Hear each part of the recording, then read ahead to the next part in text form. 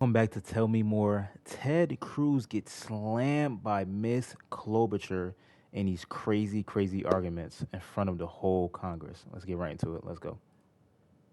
We just heard the senator from Rhode Island talk about the imperative of protecting judges.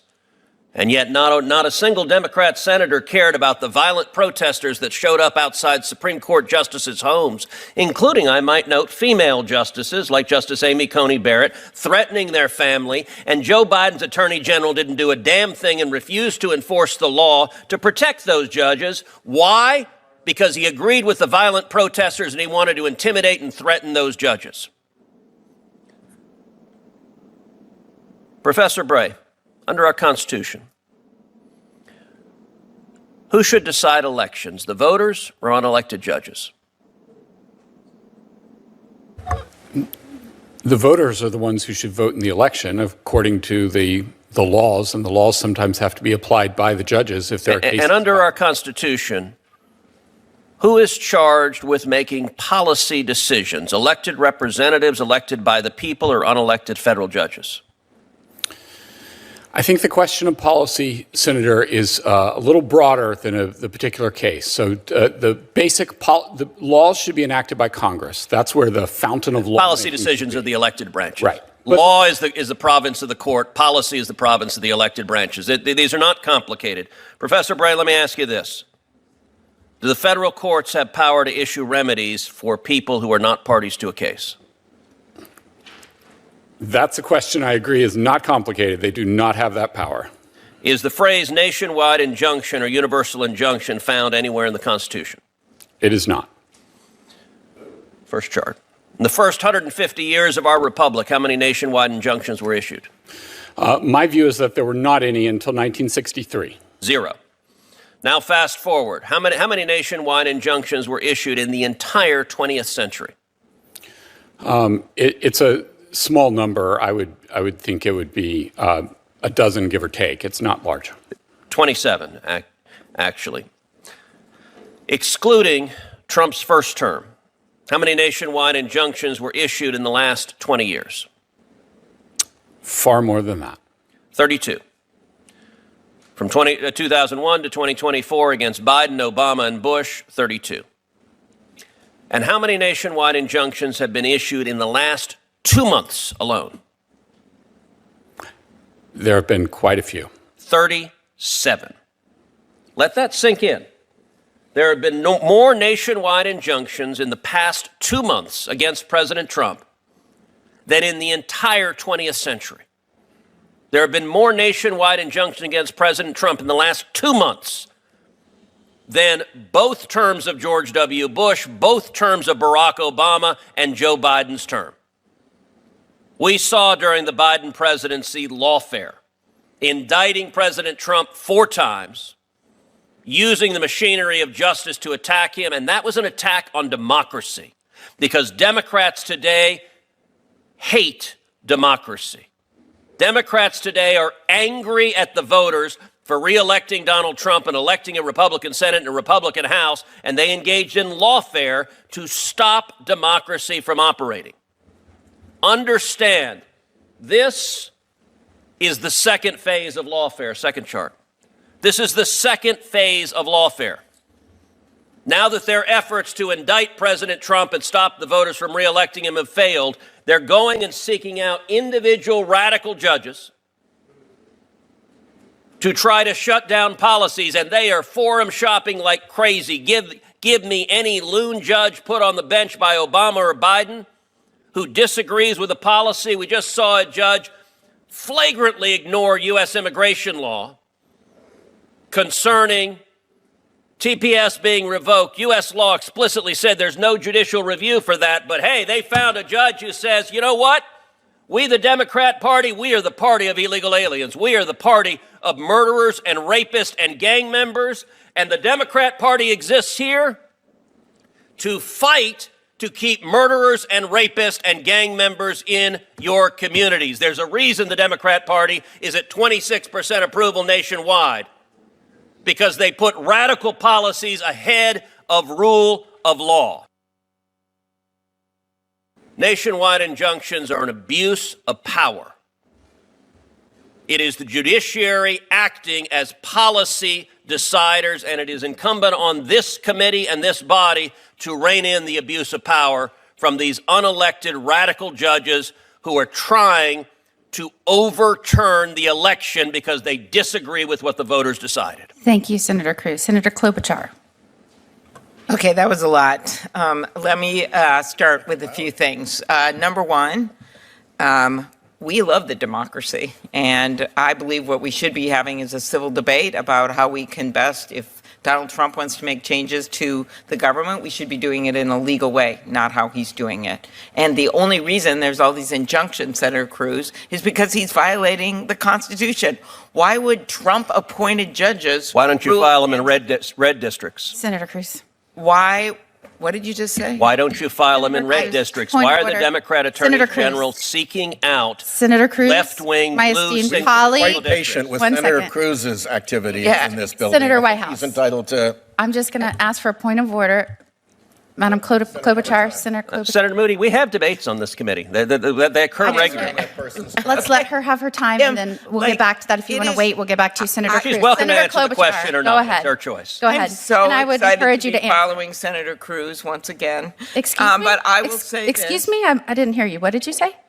To be following him. He and I have a I was long-standing- permitting you your time to continue. To be you- following him in order. And I Excuse have me. a Go ahead, Senator long-standing Klobuchar. debate during hearing. Go ahead, Senator That's what I'm Klobuchar. referring to. Go ahead. And I will take more than my time, since he's taken more than his time to yell at me. Go So ahead. what I I'll will mark the say time. is that I'm not yelling. I asked a question.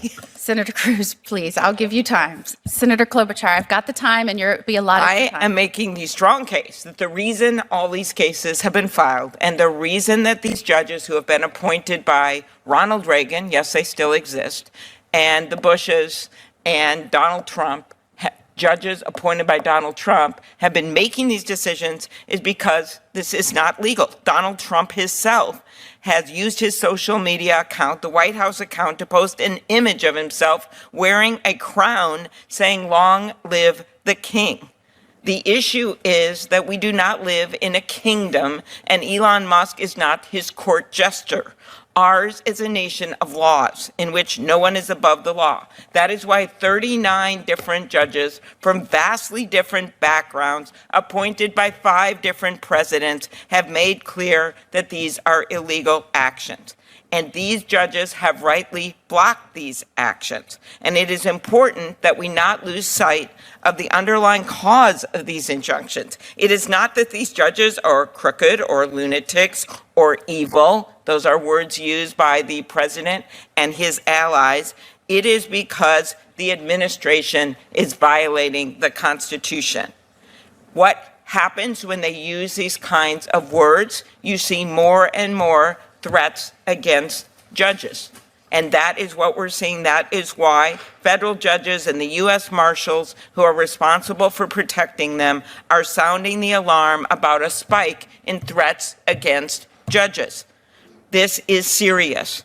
And unlike what Senator Cruz said, I'm remembering when the threat was made, the horrific threats, and the man was in Justice Kavanaugh's on his neighborhood, on his street. On a bipartisan basis, we came together and got more funding for the judges and changed things so that they had more protection. So what he said was completely untrue in terms of Democrats and Republicans decrying violence. We didn't just decry the violence, we actually did something about it in response to a court that is run by Justice Roberts, who is a Republican appointee. So I think that kind of language actually makes the situation worse when it's not even true. But unfortunately, Senator Cruz left, so he did not hear my response to what was a lie.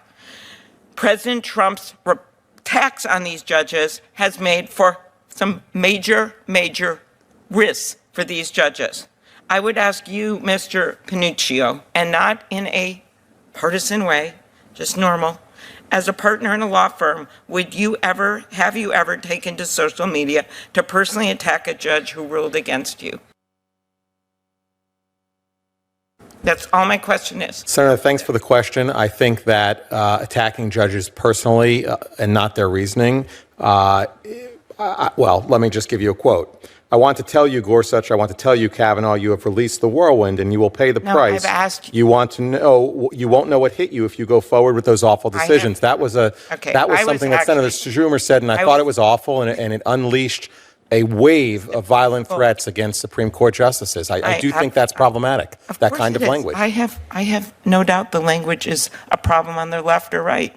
I was just asking you if you have ever personally attacked a judge after you disagreed with the ruling. I'm asking you. I have if you not. did it. Thank you.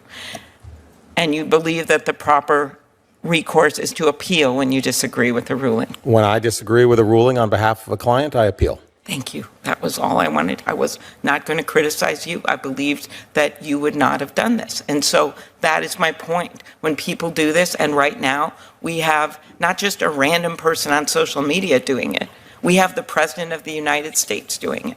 And I would just ask you, Professor Vladeck, in your opinion, are the judges who ruled against the president radical and rogue judges? No. And just if I might, even though he has also left the room, Senator Schmidt suggested it was statistically impossible that Chief Judge Boasberg has been assigned to multiple cases in the D.C. District Court. I think that rhetoric is highly inflammatory, in addition to being just mathematically incorrect. There are 31 different cases in the D.C. District Court alone in which D.C. district judges have ruled against the administration. There are 11 or 12 active district judges. The notion that one of those judges would have multiple of those cases is not statistically impossible. It's statistically certain. And if the president does not want to have judge rule against him, isn't the answer that he just follows the law? One would think, but I think we live in a bit of an upside down world at the moment. Okay, so this hearing was titled in a very academic fashion, Universal Injunctions. And we can make it all academic if we want. Clearly we haven't with Senator Cruz's remarks. But I just want to make the point that this has a real consequence, that these cases that are coming before these judges. This is outside of their decision, which is based on the law and the facts. Sometimes they've ruled with the president, sometimes they've ruled against the president. But just to get it so people understand this isn't just some academic exercise about injunctions and if they're a good thing to have legally. Last month, a federal judge blocked the administration's plan to slash NIH funding for medical research. Could you talk about the impact if the judge had not been able to issue a nationwide injunction? Sure. So Senator, briefly, because I know our time is limited, NIH hands out thousands and thousands and thousands of grants. If you required the recipients of each grant to litigate the rescission of each of those grants on a retail basis, you would have gaps in cancer research. You'd have gaps in all kinds of, work by the National Institutes of Health, because it's not possible that those thousands of the mass action by the government could be challenged on a retail basis in federal courts. Thank you so much. And Could I get a second round of Senator questions? Klobuchar, I allowed you to go way over your time in order to make Are we up, and I having wrote a it second down. round? No, ma'am. I just wanted to let you know that I did give you extra time and over what was taken up. The So thank you practice of so it- much. I appreciate it. Okay, a lot of times when senators are still here and there is no one else here, they let them have a second round? Absolutely. I'd just like one moment to ask about an issue that Okay, came well, you up should, yes. that is